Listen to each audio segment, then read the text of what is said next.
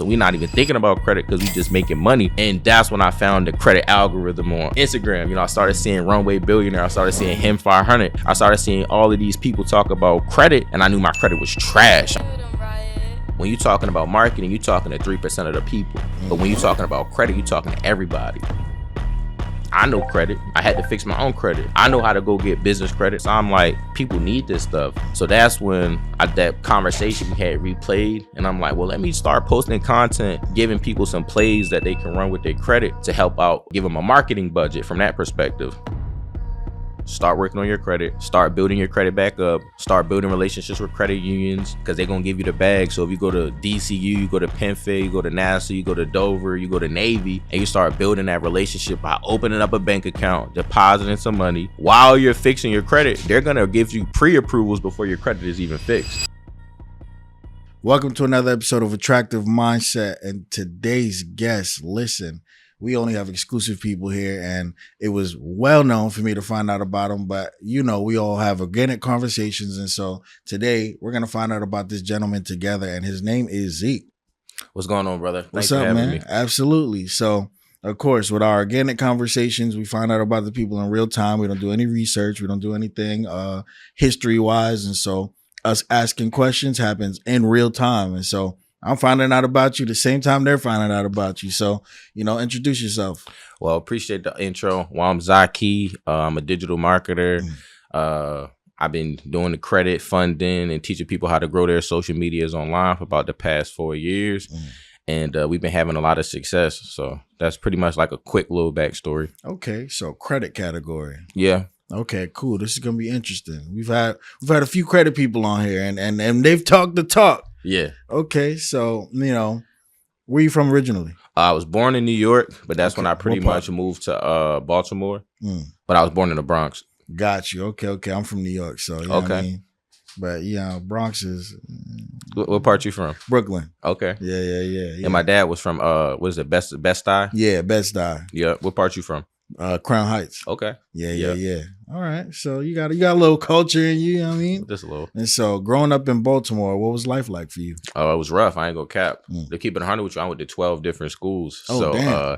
yeah, you know, my mom, she always had a problem paying the rent. So we always ended up moving because she couldn't find jobs or she couldn't lock in. So yeah, I went to 12 different schools. I went to like 3 different elementary schools, 4 different middle schools, and like 6 different high schools all throughout my career. So growing up in Baltimore was super rough just because it's already the hood. Yeah. But now I'm switching so many schools, so I can't really build those connections with people because they don't really trust that I'm gonna be there.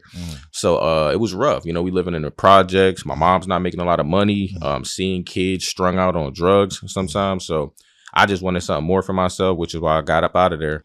Got you. And so what was like the standard job that your mom used to work at that time?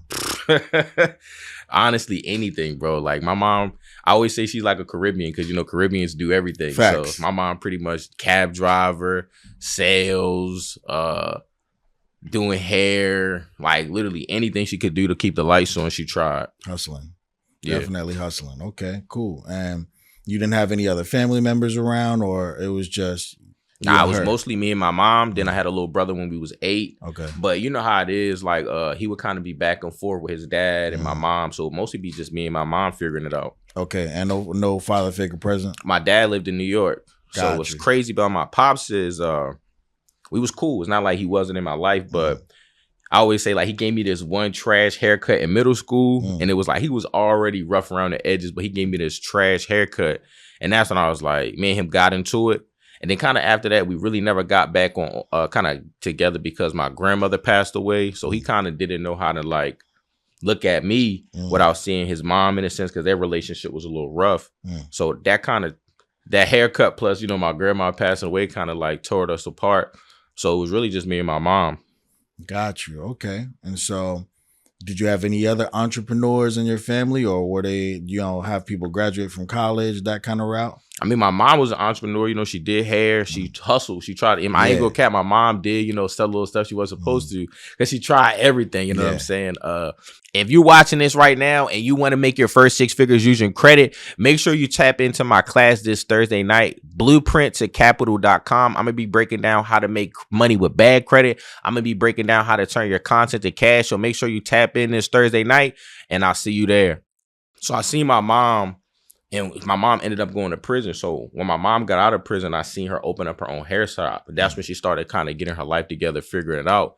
But I was already 17 by this time. So it was kind of not too late, but it was kind of too late because I'm already about to go to college. It's kind of like, I wish you would have did this a little sooner, but it is what it is. So I got to see her turn her life around from being like a convict to being somebody who had a successful business.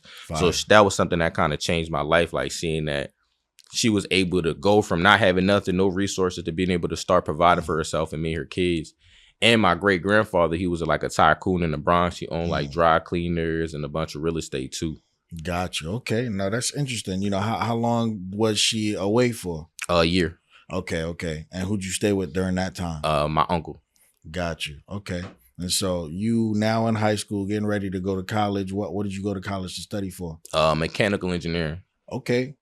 It's definitely a different route. You don't hear that answer too often. All right. What made you get interested in mechanical engineering? Money. So you weren't passionate about mechanical engineering? Just saw the money. I like using my hands. I went to an engineering high school. So, well, for like 1 or 2 years, I went to an engineering high school. So it piqued my interest. And obviously, I didn't want to struggle. So I'm like, who's making the most money? You know, doctors, lawyers, engineers. So I went to school with the wrong intention. Let me just thinking about the money versus like, what do I like to do? So fast forward, obviously, I didn't fulfill that journey of getting my degree in mechanical engineering just because I had no passion in it. Got you. Okay. And so did you end up graduating from college and everything? Nah. Okay. So what happened along there? How long were you in there before you're like, man, 3 years. I was a good student. I was on the dean's list. But what happened was I was broke. So I got tired of being a broke college kid, going to parties and looking at my professors like, bro, I saw a bro wear the same fit all week. Literally, how's he going to teach me going to get a 6-figure job? But he's obviously not getting no money. So seeing that and then not having no money and then kind of getting introduced to like new information, I'm like, bro, I'm not trying to be up here struggling. I don't want to be the broke college kid no more. I want to find a way to make some money. Facts. And so how did that relate to credit? I wasn't even in credit yet. That's back in the network marketing days. So the first thing I seen was MLM from one of my good friends. It was crazy because I went back home from a random weekend. I never went home because I didn't really have a home. I was like, college was my house. I had no house back in Baltimore. So my homeboy hit me one random weekend. I was chilling with one of my uncles who lived there. He was like, bro, I got an opportunity for you. I'm like, damn, bro, what you talking about?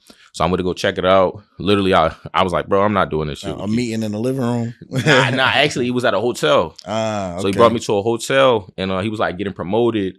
And I'm just not paying any attention. Like, nah, whatever, sounds whatever. Like Amway. Yeah. He drove me there too. So you know how they do, they kidnap you so you can't even leave. So I'm just ready to dip, but I had to continue to watch it. And that's when I was ready to go. Then, the upline guy came up to me to close me. And he said one thing to me that made me sign up. I was like, no. I kept giving him every excuse. He's like, oh, you ready to do it? I'm like, nah. He's like, well, why you don't want to do it? I'm like, I got to think about it. He's like, what you got to think about? Making money? I'm like, nah. Then he's like, well, let's do it right now. I'm like, I ain't got no service. He's like, well, let's go outside. I'm like, it's cold outside. So I'm coming up with every excuse. But that's when he was like, so you just gonna watch your best friend get rich? And I'm just like, dang, nah, like, what if he does get rich? So I got started on the spot and me and him started having a lot of success in that company together. Okay.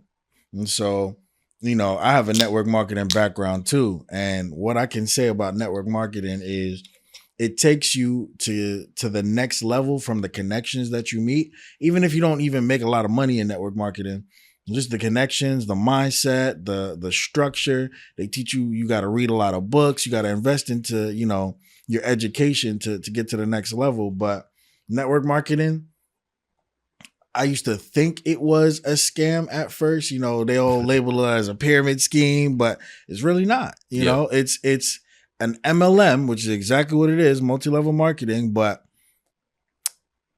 people who put in extreme work make money from it. Yeah. And most people aren't realistically going to put in the amount of work that you need in order to get to the level that you got to get to. And so, what changed in you during network marketing that made you not only take a step back from it, but also go into where you went next? The company had to always change the comp plan. So we both, me and my friend, we got to positions where we can make 6 figures. So, we went, upgraded our cars. We start, you was making money in there. We was having success. So we had created a movement in Baltimore. We called ourselves like the Wolf Pack. So we had all the young kids signing up in the company, and we was kind of growing something that was big, but they would change the comp plan. So I went from being able to make like 15, 20K a month to like 5K, and I had to hustle like literally. That's like no drastic sleep shift. Yeah, so it was kind of like, all right, we kind of figured out a way to make it work. All right, so then we kind of figured out, all right, how can we still kind of make the kind of money we were making before, but they changed it again on us. Damn. So then it was like, nah, bro, there's too much uncertainty in this company. So you know what we did? We just started company hopping in from company to company to company. Then we realized, like, bro, we're tripping. Let's build our own brand. Let's figure this thing out. So that's when I took a step back and honestly I went broke. I ain't gonna cap. I went broke before I started something new. So that was something that happened. So I had to figure it out. So what was it like going from 15, 20K a month to 5K a month to damn near zero after you have started to have a taste of success? Depressing. You know what I'm saying? Very depressing. Like, you feel like you did everything right. You made the sacrifices, you made the investments in yourself, and it just didn't work out. So it's like you're depressed. You kind of feel defeated. You don't really know if you should do something else. So you kind of like stuck in that manifesting mode where it's like, I know I want more for myself, but I ain't executing. I'm just in my head, in the bed. You know what I'm saying? Being a bum, honestly. So I went through that for maybe about 2 years.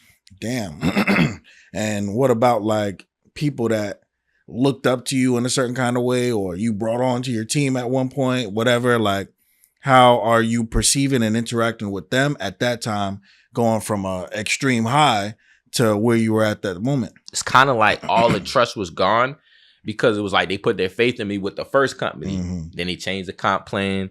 Then I'm like, it's cool, y'all. We figured out how to still make money. Then they changed it again. So every time the comp plan changed, it was like I changed, but it wasn't me. So my credibility was being shot. My friendships were being shot. And then going from company to company, same things happen. You start having a little success, and then they kind of rug pull you in a sense. So it was like doing all of that kind of killed everybody who was working with me and prevented them from wanting to do new things. So it's kind of like I was left alone. You know what I'm saying? Got you. Okay. And so now you down and out. A year or two pass by.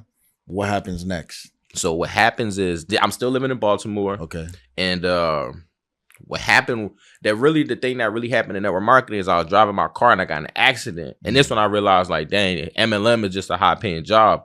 So I got in the accident. And when I got in that accident, that's when everything went downhill, because I couldn't go to the meetings. I couldn't meet up with my team. I couldn't do nothing. And I was really hurt too. So, and my bills were still there. So my bills keep coming. We just upgraded our cars. And I still got to make the payments on the car that I don't have. I got to pay my rent. I got to pay some of my team's bills, because you know how it is when you're doing MLM. It's like you taking care of people. Yeah. So I'm taking care of my friends that's in the business with me. And then it just got to that point where it's just like, man, I can't do this no more. And that's when my girl, I ain't gonna cap, she started taking care of me. So then she started taking care of me. And then it got to the point where it's like we moved in together, or I moved in with her.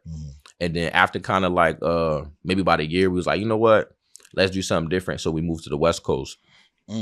Hey, shout out to the ladies out there that's willing to stick by their man when their man gets down and out for the moment, because that's not especially in today's day and age, that's not something that you hear that often. You know, the internet likes to promote the women that, oh, I'm a boss chick, like I'll do this and that, and I'll a man gotta pay for everything and do this and whatever. But there's specific women that are willing to step up to the table to cultivate that relationship, and that's love on a different type of level. Nah, in fact, that's why she don't got work no more. I got her on payroll. She don't need to do nothing. He said that's why she don't got to work no more. Okay, so y'all moved to the West Coast. Walk us through that process. All right, so we moved to the West Coast because I had family in Vegas. So that's when I started staying with some of my uncles, and we were trying to learn new things. Like, I'm trying to figure out what am I going to do next. So I started trying to learn Forex, like literally drop shipping. So I'm trying to learn any skill set that I can while I'm at my uncle's house. So I'm probably there for about 6 months. And things just rocky because ain't nothing working. You know, I'm losing all my money trading. I'm not really good at it at that point. And the drop shipping, it takes money to do it. So I'm like, dang, man, I didn't know I needed money to, you know, advertise and get creatives and do stuff. So I'm like, and you know, I don't want to work a job. I still got that pride mentality where I don't want to work for nobody. I already had success. So I'm just struggling. And me and my girl living off her credit cards because she ain't got no job. I ain't got no job. So she had like my credit's gone by this point. My credit's shot. You know what I'm saying? I forgot to talk about that, but my credit's gone. But now we just living off of her credit. She had like a nice like $8,000 Chase card back in the day. So that was like $100,000 to us. So we living off of that probably for about another 6 months. And that's when hit even more rock bottom because it ain't working. Yeah. So we moved in with my mom because she had just moved out to Vegas too. So we moved in with her.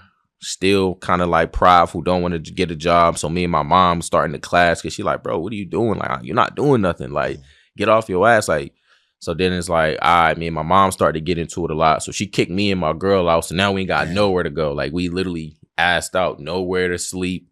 I called my grandfather. I called my uncles. I called everybody else. Like, hey, could you send me something? Nobody sent me nothing. So literally we had to, it's crazy to think about it, but it was a street in Vegas where it would be like, you know how mechanics be having all the car. It was like a bunch of mechanics, kind of like how this looks out here, like a bunch of mechanic shops, like right? Yeah, like, but all the parked cars would be out there that they were working on. So I was like, let's see if there's any unlocked. And it was one unlocked, and we literally slept in some cars for a few days until we kind of figured out what could we do next to get on our feet. Damn, and she stayed and rocked with you through all of that. Bro, I don't know what is wrong with her. I'm like, something's wrong with this girl for her to want to go through all of this, and she ain't have to because she already got a degree. You know what I'm saying? She was already successful, and I kind of made her think the way she thinks, where it's like, nah, we could be bosses. We don't got to work for nobody. So then I programmed her, but then it's kind of like, it makes you lazy in a sense because it's like, nah, you got to earn it versus just expect it. You know what I'm saying? So yeah, she stuck with me through all of that. That's why I value her so much. No, that's powerful. That's super powerful. And so now here comes the rocky part of the story where you make the comeback. And so from transitioning from sleeping in the back of the cars, what was the moment where you're like, credit is it? Still ain't there. Still ain't there? Still not there. So before we got to credit, my girl, she had a skill of being able to fix resumes. So what happened was we sleeping in the car for a few nights, and that's when her mom was mad at her because she just left Baltimore to come to Vegas. So they felt like she's leaving the family behind and choosing me over them. So she finally got her mom on the phone. Her mom gave her $200. Like, and then I don't know if you know anything, but they got spots that's weekly spots in Vegas, right? So we went and got a weekly spot. It was exactly like $180 for 7 days. Like we only had 7 days to figure this shit out. And we didn't figure it out. Damn. So we didn't figure it out, right? And but what was crazy was like while we was there, we started kind of doing the right stuff. We started kind of like working out, start trying to meditate, and start trying to position ourselves to get back on our feet. But that 7 days, we ended up having to move into a different weekly spot, you know, sleep in some more cars again, figure it back out, get another family member to give us a little bit of cash. And by that next weekly spot, that's when we was like, you know what? You know how to fix resumes. I know how to market because I was already in network marketing. So we kind of paired both our skills together. And that's when she started doing resumes, and I started finessing on Facebook, like promoting in Facebook groups, like going crazy. Like I'm giving them some sauce right now. So if you down bad, Facebook groups is your friend. It still works. So we was going in groups where it's like black networking groups or like black where we at right now? Black Miami, you know what I'm saying? So we would go in a Black Miami group and be like, who needs a resume? Right? Simple question. And then a bunch of people would comment, and I put together some systems so that they knew how to respond and they knew how to check their message request and, you know, get the information. And then from there, I'd book a call and she'd do the call. And then literally I'd be listening to her for days, like, nah, we got to fix the script. We got to fix the script. And then literally we got the script right. And then she started closing people on the phone, making 200. Sheesh. So then we started running it up out the weekly spot. And we did that for a whole year. Then we stacked up 30,000. and we moved to Cali. So that's when things started to get better because now we got money now, but Cali's way more expensive and our credit is fucked. You know what I'm saying? So we're not even thinking about credit because we just making money. And that's when I found the credit algorithm on Instagram. You know, I started seeing Runway Billionaire. I started seeing him 500. I started seeing all of these people talk about credit. And I knew my credit was trash. I'm like, dang, these guys going crazy off the credit. I need to figure this thing out. But I was intimidated because I'm like, I don't know how to get started. So I bought a couple ebooks, didn't do nothing with them. I paid somebody to fix my credit. They ain't fix it. And what the worst part about that story is they wasted my time. You know what I'm saying? Not about the bread, but it's the time they wasted. And then after that happened, I'm like, you know what? Let me lock in. Let me buy some information. So I bought I think he had like a $500 credit repair course. Who, him? Yep, back in the day. I couldn't afford the $3,000 package. So we got the $500 joint. And I took that information, fixed my credit in about 4.5 months. Got my first Navy Federal card for like $3,500. And that's when it was up. You know what I'm saying? Bought a Facebook ad course for $2,500. Didn't realize, I'm like, oh shit, I need money for ads. So that's when I'm like, dang, well, we're going to have to figure this thing out. And that's when I started doing social media. So I was using my credit to promote like social media, like running ads to let people know, hey, I'm good at social media. I can post your content. I can give you ideas. I can help you market your brand. So I did that for a few years. That's when I started getting into more credit and funding and kind of like combination of content and credit. So like teaching people how to leverage their content and credit to create cash flow. Fire. Okay. Nah, that's fire. Okay. And so now you build this business, or you're building this business. You know, what's the next set of steps that starts to begin to happen in you becoming an actual company front, where it's like, okay, cool, I gotta get a team, I gotta, this and that, and I'm gonna advertise it to the masses, and the full rebranding of your social media? I was getting burnt out from so after the resume business, my girl, we shut that down because obviously she didn't really like doing it. She just did it because she had to. Yeah. So that's when she didn't really have to work anymore. So at that point, I'm like, I'm gonna just cover all the bills. You know what I'm saying? I'm gonna handle everything now. And what was crazy is I skipped the part where I was doing DoorDash during that time, right? So I was doing DoorDash when we first moved to LA because it was expensive. So I'm like, I need to make some extra bread. So I'm doing DoorDash, and I kind of got addicted to it because I was living by the beach. So I was able to make money riding my bike. So I'll be riding my bike around the Santa Monica, Venice Beach, making about $100 a day, you know what I'm saying, give or take. So I started making like $3,000-$4,000 a month. And I'm like, I wasn't making shit, you know what I'm saying? And this is my money now. It ain't the resume money that I'm splitting with my girl. So like now I'm starting to get my confidence back. And that was a key factor right there that I jumped over, because while I was sitting down being broke, you know what I'm saying? That's when I felt the most vulnerable, because it's like anything my girl would say to me about finances, now I'm irritated. Now I'm insecure. But once I started making that little $100 a day, $75, $125, and it started to add up, and I made $800 in a week, I'm like, damn, I ain't made $800 a week in a minute. That's my bread. I don't got to share with her. So I got addicted to it. And that's when I was able to stack up like $5,000 doing it in a couple, probably like 2.5 months. So I was like, damn. And that's the bread I started to use to invest in myself. But what happened was I got comfortable, still doing the DoorDash versus like taking the information I had. But that's when I was doing the delivery and on my bike, and somebody ran the stop sign and hit me in my knee right here. And that was like the wake up call, like, dang, bro, you just got hit, put your life at risk to make $5, because it was a $5 delivery. Damn. And I'm like, damn, bro, you worth so much more than that. Like, it's really time to lock in and really like figure this thing out, versus kind of like just doing things because you can. Like, go out there and figure this thing out for yourself. So that's when I started locking more into like the digital marketing and figuring out credit and all of those things right after that happened. Because I'm like, I can't keep trying to, do deliveries, get hurt. And, people be treating you like you a bum. You know what I'm saying? Facts. You handing them their food, your hand touch theirs. They like, they feel like you a homeless person. Like, nah, bro, I'm just giving you your food. Yeah. So feeling that, it was like, I ain't trying to feel that no more. And so where did you start to develop like the sense of, okay, this is what I'm going to do, and do it full time with the credit? The credit, I would say that's when I got burnt out from the marketing. So I was, trying to teach business owners about marketing. They kind of deaf to it because they don't really understand how significant it is. Facts. So I'm like, and it's like my homeboy taught me this. He was like, bro, you going crazy, but when you talking about marketing, you talking to 3% of the people. But when you talking about credit, you talking to everybody. Facts. So I kind of ignored him, like, whatever. But a year went by, right? And I was still burnt out. I wasn't making a lot of money. I was making good money, but the way I was making it was crazy because it's like I'm posting people content.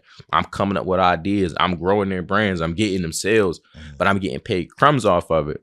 So I'm like, I know credit. I had to fix my own credit. I know how to get funding. I had to go credit card stack myself. I know how to go get business credit. I had to go do all of these things so I could literally run ads and stuff. So I'm like, people need this stuff. So that's when that conversation we had replayed. And I'm like, well, let me start posting content, giving people some plays that they can run with their credit to help out, give them a marketing budget from that perspective. So that started going crazy. And then I started going crazy on TikTok Live. And that's really the game changer for me. I would get on TikTok and I would just share a game. And people was eating it up because I wasn't gatekeeping. So a lot of people would want to work with me. They would want to get funding. They would want to buy my digital products. They want to join my mentorship just because of how much free game I was giving. They like, dang, this guy actually knows his shit. Got you. Okay. And so what do you feel your credit business, repair, what was your specialty? Repair, funding, what do you advertise the most? Now we focus on the funding just because it's a better service. You get better clients. But I feel like my specialty was the fact that I was real about the whole thing, where it was like, I'm going to give you sauce on not just fixing your credit, but building your credit and how to charge yourself up off of credit. So more so like the education, like, yo, they taught us to use our credit in case of emergencies. That's why we broke. But what if we use our credit in case of opportunities? So that's when I start kind of shifting their beliefs about credit, and people was appreciating that. Like, dang, a lot of people don't care about us. They just either fixing our credit or they acting like they fixing our credit or they just getting us funding, filling out applications, not really letting us know how to do this for ourselves so we can do it again without having to pay somebody on the back end. And so, in the being real of it, you have people like a runway billionaire, Haitian CEO, him 500, all of these real credit heavy maker kind of people. What makes you in the market in that sense? How do you keep that retention of audience? That's a great question. So I always tell people gonna shop with you because of who you are and what your values are. So people hear my story. They hear how I had to do DoorDash. They hear how my girl took care of me. They hear all of those things and how I didn't give up. And a lot of people can relate to that story. So they know, like, I'm coming from a real place where I wasn't given anything. I had to build myself back up from scratch. And a lot of people are in that same position where it's like they messed up and they don't know how to get back to where they are, versus the HIM 500s, the Haitian CEOs. They're at a level.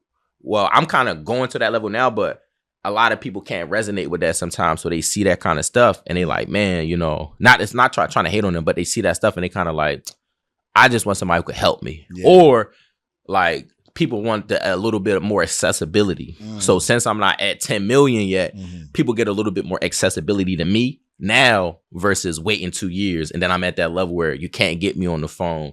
I'm not as much in my group as, I would possibly be now. Got you. And so with the current system that you have set up in your business, how often are you required to actually show up? And what I mean by that is like, events, meetings, free class workshops, making video content, all of that. I mean, I'm addicted to working. Like, I love this shit because I used to do DoorDash. So it's like I had to literally go outside in the cold on my bike to make $50 sometimes. So it's like, you telling me I could post a video, you telling me I could go live, you telling me that I could jump on a Webby. So I'm doing it as much as I can. But realistically, I don't have to do that much. I do one Webby a week. I do a couple classes for my mentorship people. So probably like 2 classes a week. And I post content every day. I ain't gonna cap that. I told you, I was like, hey, look, here's my phone. I need you to record something. So I take content very important. And but yeah, a couple hours a week. I tell people, you don't gotta work as hard as me. I'm addicted to this thing. I'm paying all of the bills. I'm taking care of my woman. So it's like I need to go out here and grind versus like you only gotta work 5-10 hours a week. Nah, 100%. And so now that you have your woman being taken care of you, what role does she play within the company? Great question. So she does help me out with my content. She does help me out with like email marketing here and there. But for the most part, we just had a newborn baby. So her role right now is just being a mom. I appreciate you. Yeah. Newborn baby. Yeah, I like this story, man. That I really like the story where you get to see the end of the tunnel, the light at the end of the tunnel. You know what I'm saying? Because a lot of people really realistically give up before that point, give up on themselves at least. Yeah. And they conform to what becomes comfortable or easier. Just like you said, she got a degree. You know, you could have went into a regular 9 to 5 type of job, but it requires a certain level of mindset to, even when you're down and out against all the odds, to be like, man, I'm gonna stay 10 toes down, because I feel like it's at that point where even at your lowest, the only way you lose is if you quit. Yeah. And so, no, that's major. So now I want to start getting into what you were talking about with opportunities. And so a lot of people do leverage credit for emergencies or even life things, but they don't set themselves up for opportunities. So when you say that, expand. Literally, one of the number one things I did was I paid for information. We don't know what we don't know. And a lot of us try that figure it out method where we want to spend hours and days and months on YouTube, Google, and trying to piece together 60-second pieces of reels to try to go do it by ourselves. So once I got out of that kind of scarcity mindset and I started investing in myself, buying ebooks, buying courses, and I started kind of leveling up how much I was willing to invest in myself. First the $47 product, then the $500 product, then the $1,000 product, then the $2,500 product, then the $10K product, then the $25,000 product. So those things really changed me because I got to get around the people who were doing it. And it reminded me of like network marketing. The reason why I had success then is because I got around the people who were having success, and I would pick their brain and they would give me a lot of sauce because I was having success. So the same thing happened here. So once I got in people mentorships, I executed on information, they would give me more information than I paid for, because it's kind of like, you said it earlier, most people don't do shit. Facts. It says most people don't do shit. When you finally find somebody that's motivated and that's a hustler, that's a play runner, that's your testimony. You love working with those kind of people. It don't feel like work. It's kind of a joy to you. And that's usually what I am to the people that I'm in their group. So I'm like their top students. They love bragging about me. So the first thing I did was I invested in myself. I spent money to learn new things that I didn't know, and so I could do them at a high level. And then the next thing I did with my credit was I obviously start to invest in things like real estate, event spaces, and ads and stuff like that. And yeah, it's been up since then. That's fire. And so when you talk about like ads, well, before I even go there, still expanding on the credit opportunities, talk credit game to me. Credit. You know what I'm saying? Like let's really talk about it. Like, how does somebody leverage their credit to get into opportunistic kind of vibes outside of just getting coaching and the mentorship? Like, if that person wanted to build a business, or if you had to do it all again and you just got access to some credit, what are some of the first moves you would set up in order to double, triple, quadruple that kind of income? That's a great question, because I started from a $200 secure credit card. So I started from the bottom. Now I got like $250,000 in funding right now. So what I would do if I was somebody who's just starting out is, the first thing is get started. Like, the first thing you want to do is start working on your credit, start building your credit back up, start building relationships with credit unions, because they're going to give you the bag. So if you go to DCU, you go to Penn Fed, you go to NASA, you go to Dover, you go to Navy, and you start building that relationship by opening up a bank account, depositing some money. While you're fixing your credit, they're going to give you pre-approvals before your credit is even fixed. So now you're going to get probably a $1,500, $2,000 credit card, and you still might have a collection or two on your credit report because you started building that internal relationship with them. So I would tell you, get started, start building those relationships, because that's how you get involved with funding a lot faster than you would think. And I always tell people, like, if you was a bank, would you approve somebody for funding if that person didn't have an account? True. Like, it don't make sense. It's like, how are you going to pay them? How are you going to make a minimum payment? Facts. And once I say that to people, a lot of people are like, no, I wouldn't. So I'm like, exactly. So go open those accounts with people you want to get funding from, and start using them a little bit. But once you get some funding, the number one thing I feel like anybody should do is invest in themselves and learn something. So you don't got to go buy the 10K mentorship yet. You know what I'm saying? You can invest at the $500, maybe $1,000, and learn from somebody who's doing it. Learn from somebody who's actually credible in a skill set. And one of the first skill sets I would either choose is like digital products, because it's cheap, or either finding something on like Alibaba and trying to sell it on like TikTok Shop, because a lot of people like buying products. So if you can find a product that solves like insecurity, like beauty, health, a lot of people got like testosterone problems. So if you can sell a product solving that insecurity, use your credit, get the product, get somebody to make you a nice website, go find some creators, pay them about $300 to $500 to make nice creatives, run those as ads on Instagram and TikTok, and you really have a business just off of that. Got it. Okay. And so is there a way for you when you're helping somebody fix their credit where you've ever came across somebody's credit where you're like, yeah, I can't fix this shit? I ain't gonna cap, no, because with my credit repair program, I always tell my clients, our job is to get the job done. So we gonna be working. So we behind here working. So we been getting people bankruptcies, all child support, student loans. It just takes a little bit more time, like for some certain accounts. But yeah, we be getting everything off. Some people will be pissed at us like, oh, this taking too long. We don't want you to do our credit no more. We'll say, okay. And then 30 days goes by. They come back like, oh, I'm so sorry. Could you please pick up where you left off? And I'm like, of course, we got you. I understand you was emotional, but you probably went out there, tested the waters, heard some weird stuff, and realized, let me go back to this guy. So, and the number one thing I tell people, if you got bad credit, it's time to make money. Like, forget funding. Let's go make money because you got an income problem, not a credit problem. Expand on that a little further for them. And to keep it 100 with you, I like that you bringing up credit because a lot of people look at credit like, it is a glitch. It is a cheat code, but it made a lot of people lazy. Because they look at credit like it's a savior. No, facts. Versus like doing what I did. I got off my ass and I started doing DoorDash. So like I didn't just use my credit. I made money first, invested my money in myself. Then I got the credit. But most people just sit around waiting, wishing, hoping, praying to get credit cards, to get business funded, and they're not doing shit. They're not building the foundational work. So when they get the funding, it's pouring gasoline on what was working versus now they get the funding and they all figuring it out with somebody else's money. That's a very scary thing to do. So I feel like funding made a lot of people lazy because of that right there. They're not realizing like you don't need funding to make money. You just need relationships and you need a drive. And if you got those two things, credit is a bonus versus a necessity.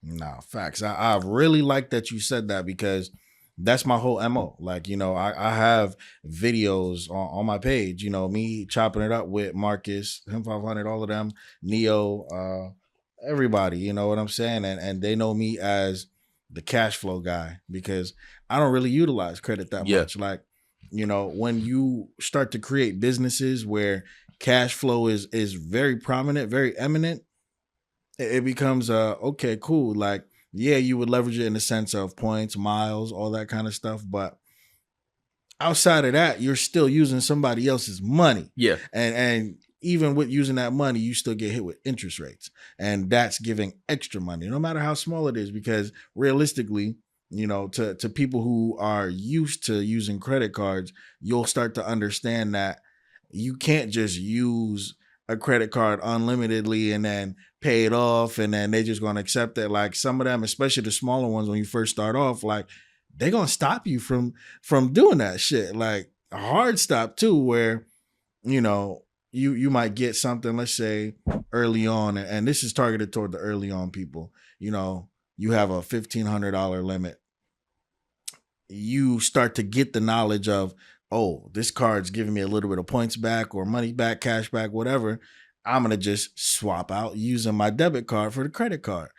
Now, every time you pay something, $80, $100, $200, you trying to pay it off the same way. They will freeze that payment so that you don't get a revolving credit line back until maybe like a week and a half later, so you don't stack the points up as quickly.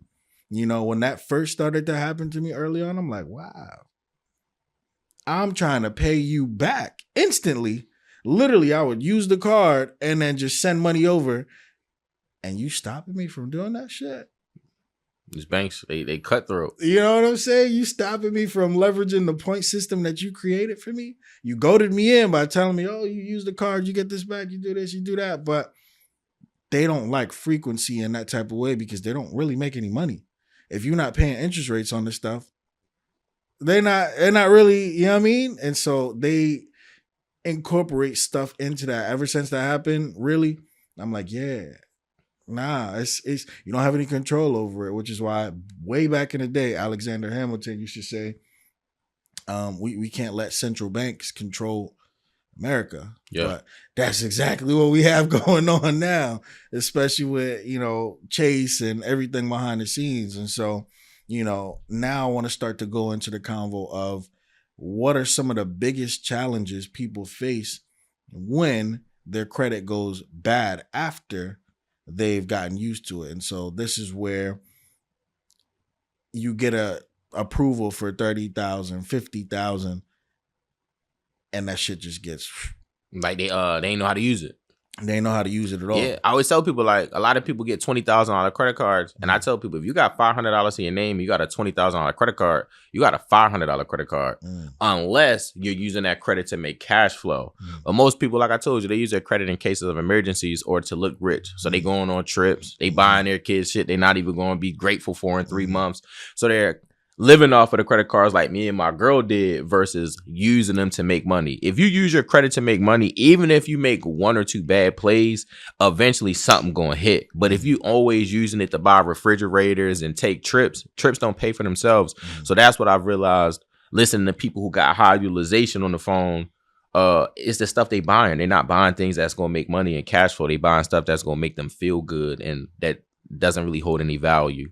Got it. And so do you have something set up as far as a system goes where your business is not reliant on credit teaching, credit funding, credit repair? And what I mean by that is, God forbid something happened to you and you can't be the you in this scenario, showing up for your mentorship, your classes, your whatever, you just down and out. Maybe, God forbid, catch pneumonia or something that just takes you out the game. What have you invested into that really starts to give you that same amount of money back, or at least close to? Well, real estate.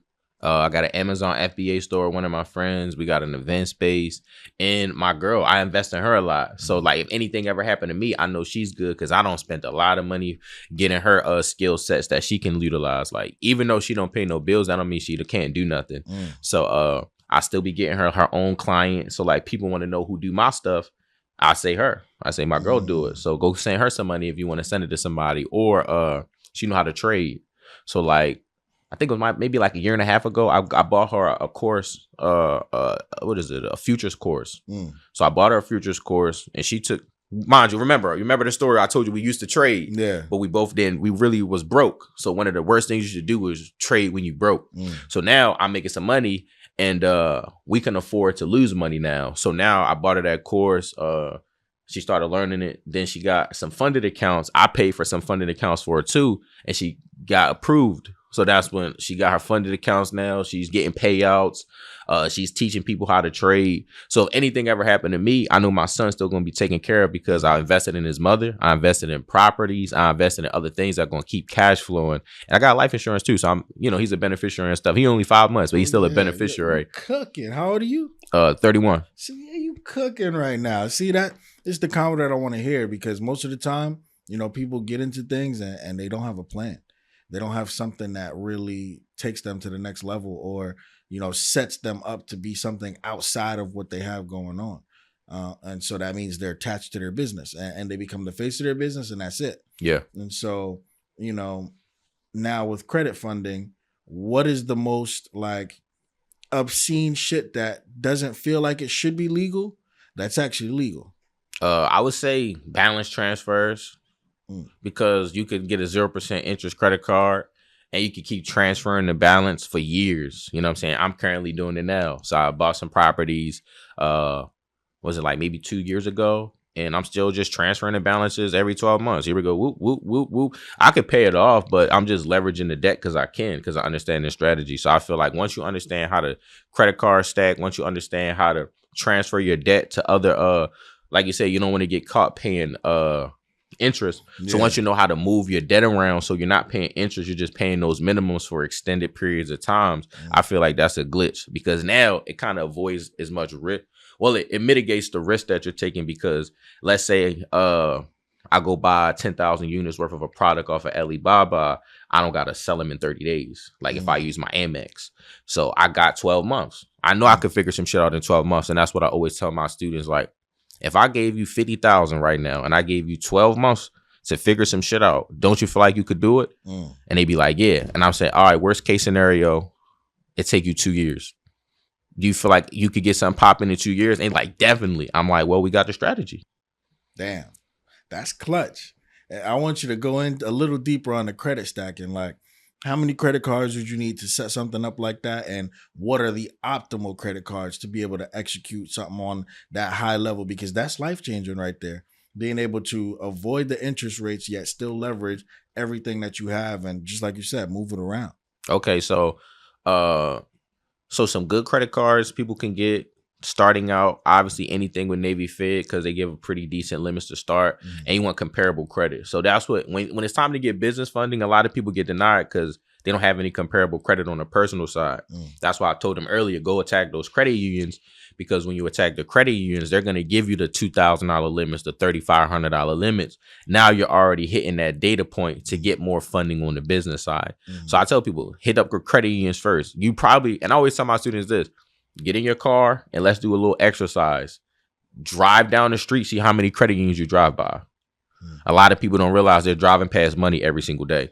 So write down the names. Well, put it in your phone, right? And then go home, check their website out, see what kind of products they offer. If they offer personal products, if they offer personal and business products, and find 3 to 5 credit unions that are next to you that offer good products. And then some extra sauces, call them up once you find them and ask them what bureau they pull from. They're going to tell you right over the phone. And then once you get that information, you could also ask, what's the minimum credit score you guys will approve someone, and things of that nature.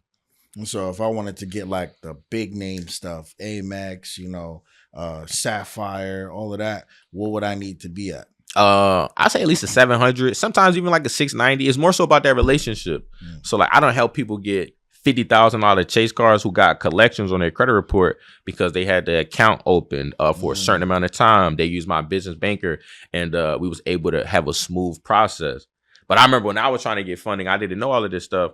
So I'd be applying online. I wouldn't be having no relationship, no bank account. I ain't have no inside person who worked with the underwriters, and I would be getting denied even though I had decent credit. So I tell people it's like getting a job. If you want to work at Netflix, how would you get an interview? You got to have an inside person. Exactly. You can't just be filling your shit out on Indeed thinking it's really going to work. But if you know HR, you know somebody who could put your application in front of the right person, you're probably going to be able to get an interview. It's the same thing with funding. Okay. And now, but to get those nice cards, you got to get the worst cards. You know what I'm saying? You got to build your way up to get the Chase and the Amex. So first, get those credit union cards. Once you got those first, you got decent limits. You use them correctly. Then you could go get the Chase. You go get the Amex. You get any card you want.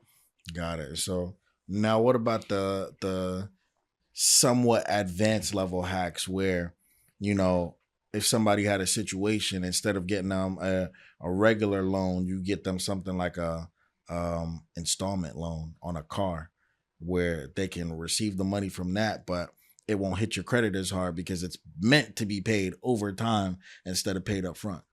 Like like the Navy plays, like we go get a auto loan or something like that. Like a Navy play, yeah. So with people who got like high utilization, we usually try to get them like bridge loans, like that's what we call them. So like Upgrade, Upstart, Lightstream, we'll go get them a personal loan, so then we can pay their utilization down, because that utilization don't really affect you. Installment loan is really that credit card debt that be keeping people from getting funded. And so once they use that to whittle down their high utilization, what doors open up for them? Everything.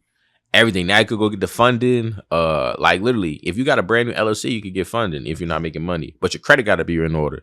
So people see my content, they be thinking I'm capping because I'm like, you can get funding without no revenue, without no docs, but they don't realize you're the doc. You know what I'm saying? If I'm the document, so they want to make sure that I'm credible. So if my business not making money, I need to be at least somebody they can trust. And your credit report is the biggest thing they're going to look at is, do you pay people back? Do you pay people back on time? And how much credit are you trying to get at once?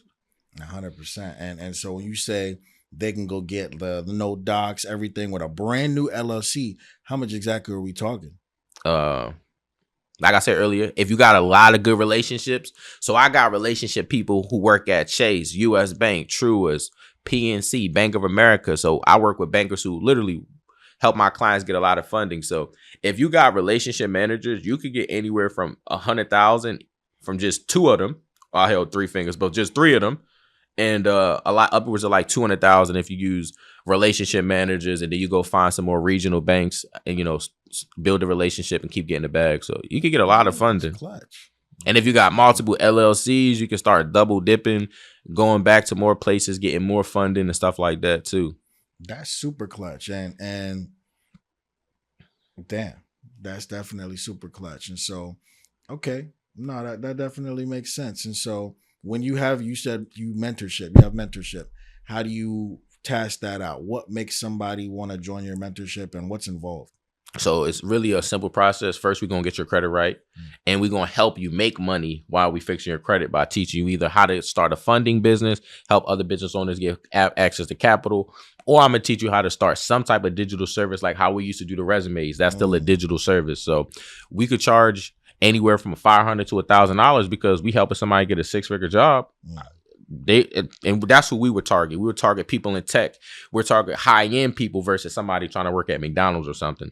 And so they could start a tax business. They could start any kind of a digital service. It could be a fitness coach. So we're going to figure out what they're good at, start some kind of a digital service business if they don't want to do funding, and start helping to make about 10, 20,000 a month.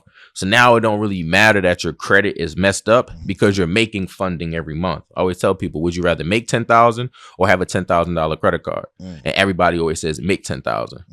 No, that's super clutch. Okay.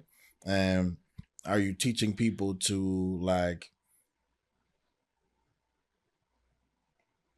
almost like a HIM 500, almost like a recession proof kind of vibe where you're going to hold events and you have like the recession proof team vibe? Like, I don't know what the name of your business is. What's the name of your business? Smartphone Billions. Smartphone Billions. Okay. And so do you have any events that you want to plan, like Smartphone Billionaire Mastermind or anything like that going on? Yeah, actually, that's something I want to do this year. I want to have like a Miami mastermind, rent out a nice crib, fly people in. You live out here now, or you just? I live in Jacksonville. Okay. So I live in Jacksonville, probably like 5 hours away. Okay. And so you don't live in Cali anymore? No. I moved from California to Jacksonville to be close. My mom lived in Jacksonville, so after she left Las Vegas, she moved here. Well, she moved there, and I was away from my family for so long, and I also wanted to trade. So I was like, "Girl, we need to start being on the East Coast, so it'd be a little easier to catch these waves in the market." Okay, and so now you done 180'd your life completely. How does your mom feel about that? What did she say? You know how it is, though. It's kind of like I'm still her son in a sense because I got her credit right. So I got my mom was like, "Ain't you the credit guy?" So she see all my content and be like, my credit is, it ain't where it need to be because of me, because of network marketing. So I jacked up her credit, using it to, try to get rich in network marketing. So I'm like, oh, damn, I forgot, Mom. So I had to get her credit right. Then we got her some funding. And now we're just trying to figure out what she wants to do with her funding. Like, because I don't want her to just do something she see me doing. I want her to do something she's passionate about doing, so it don't feel like work. But she loves it. She's happy. She's always bragging about the fact that I helped her fix her credit. So she's telling all her friends. They always blowing up my phone trying to get discounts. Nah, that's super clutch, man. Damn, I learned a lot from you today, Z. I definitely want to commend you and give you your flowers on your journey, being able to be strong, keep your level head through the ups and the downs, and really build something that seems very generational. You have a smart game plan. You're fleshing things out, being able to understand like, mentorship. If I want to really get to the next level, I got to pay for it on this end and that end, and then do a couple different things. And so, on a last question, when it comes to the state of economy, you have a lot of people that think about politics in a certain type of way. So like a Trump, or if Kamala would have won or something like that, does politics have a big role on your industry? I would say yes and no, just because people are in our industry and people think stuff like that affects them. So it's going to affect how they buy and how they think about buying. So yeah and no, because people going to need what I need. We sell money. So since we sell money, every business owner needs it. So it's not like when I was in network marketing, I'm trying to sell somebody some tea, or I'm trying to sell somebody something that they might not really need, but I'm trying to convince them. Versus if I ask you right now, hey, do you need an extra 50,000 to improve your podcast? Hell yeah. Exactly. It's like, oh, well, let's go get you it. Versus do you want some branded waters for your podcast? You're like, what are you talking about? So, you know what I'm saying? So we sell a need. So no matter if it's a recession, if things are going good, people are always going to need money for their businesses. Got you. And who would you say is your usual type of target audience as far as like demographic wise? I ain't gonna lie, a lot of women mess with me. They hear my story, they hear how I'm taking care of my woman, they hear what I'm a good father, so they instantly feel good because they know I'm not trying to hit on them. They know, and then their mans feel good because they know I'm not trying to hit on their woman too. So women tap in with me a lot, and particular women who do real estate, nurses, and I say people also who run like digital services like taxes and things like that. They love who I do because now I'm showing them how to get the content, which is putting more eyeballs on their existing business, and then how to add funding to a service, to their services. So now they're bringing in an extra 6 figures a year, just getting maybe 5 to 10 clients. So they like, yeah, this makes 100% sense. Got it. Okay. Nah, that sounds super clutch, man. If people wanted to tap in with you to get their credit fixed, join your mentorship, even learn more about you, do their own research, where can they do all of that stuff at? Y'all can follow me at Smartphone Billionaire, or you can tap into my class this Thursday night. It's going to be at Blueprint, the number 2 capital.com. So blueprint2capital.com. I'm hosting a class, teach you guys how to run up a bag with content and how to run up a bag with credit. So the 2 C's. Absolutely. Y'all heard it there first, man. And so at the end, we always do something what we call a gem drop. And so it's completely up to you. We've had people say no. We've had people say yes. But what I like to give back to my audience is, hey, if they've made it to this part and they understand that they made it to the end of the video, some people never even cash out on some of these things. But we like to give value back in real time. Somebody that actually might need the help or the product or the service or whatever. And so are you willing to do your mentorship to one person for free? Absolutely free. Walk them through the process of whatever you're going to provide for them. Yeah, if they're willing to execute. There you go. And so as we always do, somewhere in the interview, we don't put it at the end so people can just skip to the end and read it. Somewhere during the interview, we're going to pop a secret code up on the screen. If you send that secret code saying attractive mindset to Z or myself, he'll help you out and he'll get you set up in the mentorship. Yes, sir. Everybody, this is your host, Moneybag Rich. And as we always say, we look good, we live good. Life is good. Talk to us, we talk back, and we out. Let's get it.